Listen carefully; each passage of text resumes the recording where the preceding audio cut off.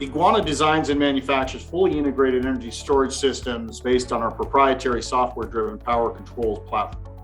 2021 was a transformative year for the company, with key developments in our distribution build-out with the largest renewable energy distributor in the US and CED Greentech.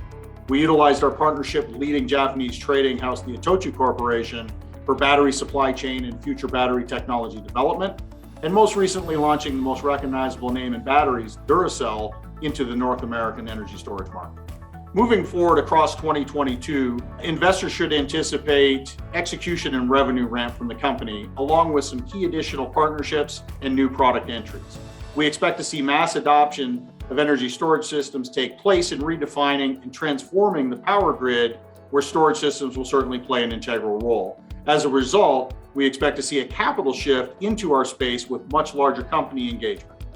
For Eguana, as a publicly traded company, the Venture Exchange has allowed us to quickly aggregate capital, and as a result, we now have strong institutional base with firms like Fidelity to go along with our retail shareholders.